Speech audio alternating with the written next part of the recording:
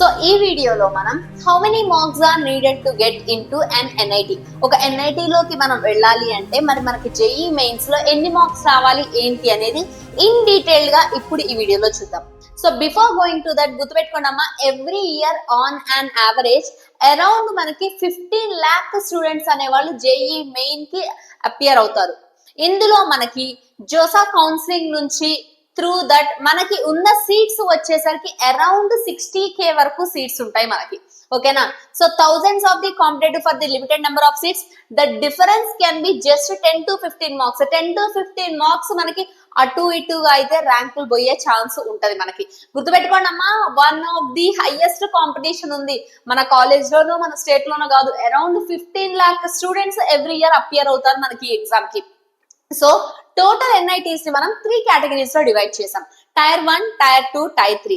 Tyre 1 NITs వచ్చేసరికి మీకు ఇందులో టాప్ ప్లేస్మెంట్స్ ఉంటాయి, స్ట్రాంగ్ అల్యూమినీ నెట్వర్క్ ఉంటది, హైయెస్ట్ కాంపిటీషన్ ఉంటది, ప్రిఫర్డ్ బై టాప్ ర్యాంకర్స్. ఎక్కువ మంది టైర్ 1 ప్రిఫర్ చేస్తారు.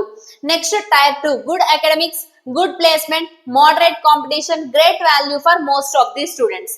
Tyre 3, lower cutoffs, growing infrastructure, good opportunities, consistent improvement ఉంటాయి. సో మరి ఈ టైర్ 1 లో ఏం కాలేజెస్ వస్తాయి, టైర్ 2 లో ఏంటి, టైర్ 3 లో ఏ కాలేజెస్ వస్తాయో చూద్దాం. మనకి టైర్ 1 కాలేజెస్ వచ్చేసరికి NIT Tiruchirappalli, NIT Surathkal, NIT Warangal, NIT Rourkela, ఇవన్నీ మీకు టైర్ 1 కాలేజెస్ అమ్మా.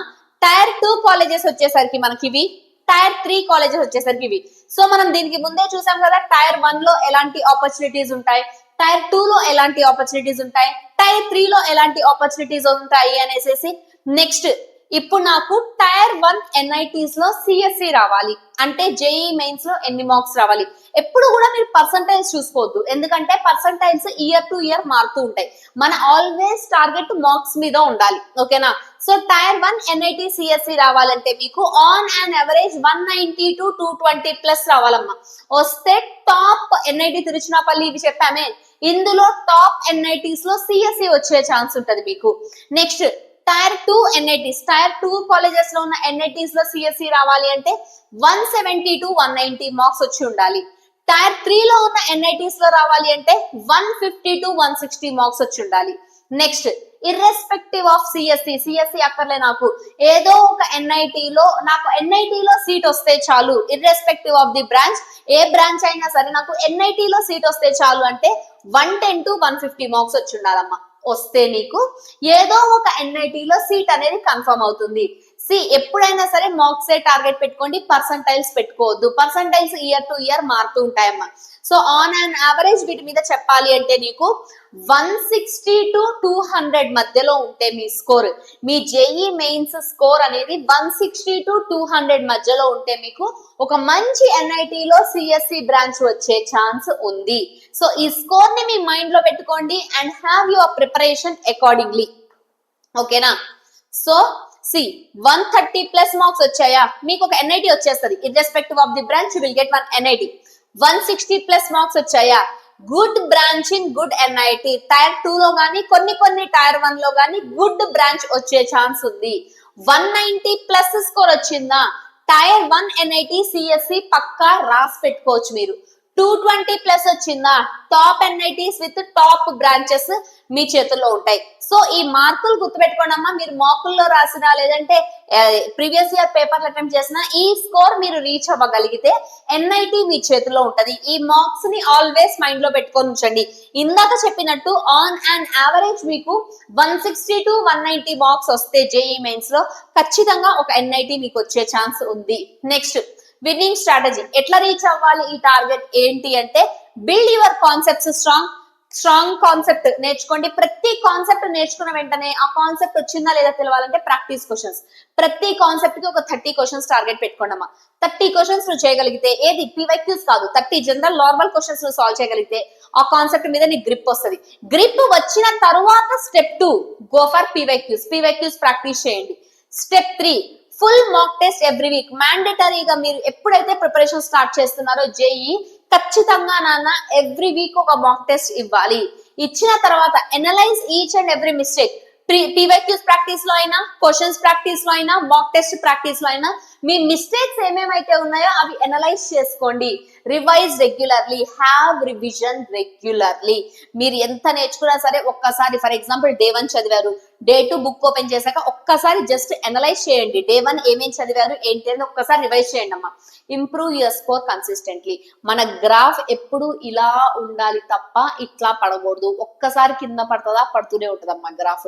నీకు ఎవ్రీ వీక్ మాక్ లో వచ్చే స్కోర్ ఏదైతే ఉందో కొంచెం కొంచెం స్టాగ్నేట్ గా ఉండిపోయినా పర్లేదు, తగ్గద్దు స్కోర్. గుర్తుపెట్టుకోండి, కొంచెం కొంచెం కొంచెం ఇంప్రూవ్ అవుతూనే ఉండాలి. మేడం మాక్ రాయమన్నారు కదా అనేసి ఎవ్రీ వీక్ ఒక మాక్ టెస్ట్ రాసేసి కూర్చోడం కాదు. మాక్ టెస్ట్ రాసిన తర్వాత హ్యావ్ ఎనాలిసిస్ ఆన్ దట్. ఖచ్చితంగా ఈ క్వశ్చన్ ఎందుకు రాలే, దీనికి ఏమైనా షార్ట్ కట్ ఉందా, ఇంకా ఈజీ మెథడ్ ఏమైనా ఉందా, మీరు ఎక్కడ మిస్టేక్ చేశారు అని ఖచ్చితంగా అనాలిసిస్ చేయండి.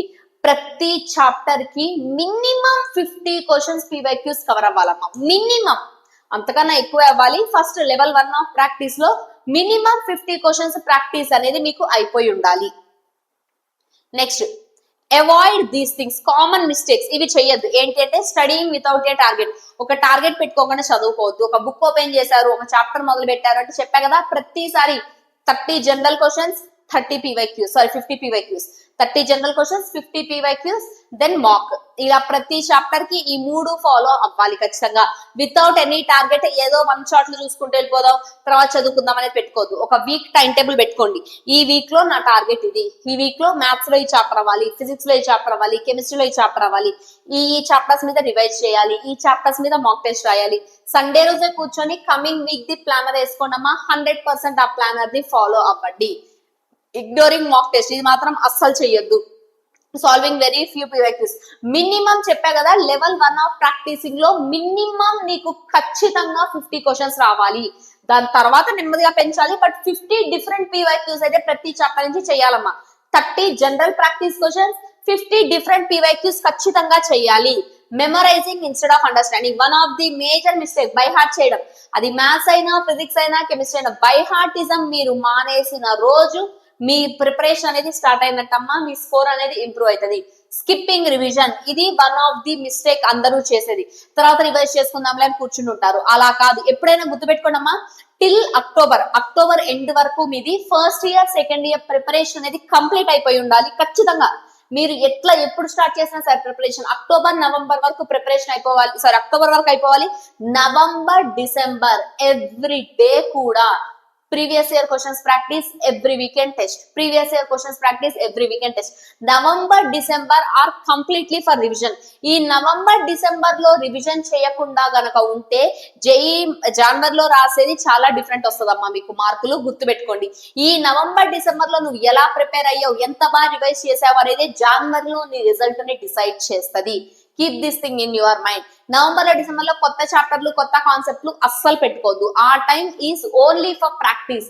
ఆ టైం కేవలం రివిజన్ కి, ప్రాక్టీస్ కి మాత్రమే. అక్టోబర్ లోపు ఈ కాన్సెప్ట్స్ అన్ని అయిపోవాలి ఖచ్చితంగా. ఓకేనా? Losing consistency. ఈ రోజు నేను చెప్పినప్పుడు బాగానే ఉంటుంది, ఇంకో క్లాస్ ఇంకో షార్ట్ వింటారు, ఇంకో వీడియో వింటారు, ఇంకో వీడియో వింటారు, పోయి బాగుంటది వినేంతసేపు. 2 రోజులు ప్రాక్టీస్ చేస్తారు, 3వ రోజుకి పోతుంది.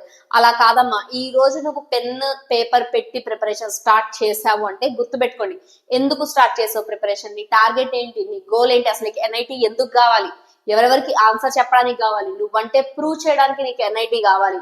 ఇవన్నీ గుర్తు పెట్టుకోండి, మర్చిపోవద్దు. ఇవి మీరు మర్చిపోయిన రోజు డిగ్రేడ్ స్టార్ట్ అయిపోతుంది మీకు. అవి మైండ్ లో పెట్టుకోండి. Have preparation, have good preparation, maintain consistency. ఎవరికైనా నీకే కాదు, చాలా మందికి బద్ధకం అనేది ఉంటది, దాన్ని వదిలేసిన వాడే టాప్ అవుతాడు. Keep this thing in your mind.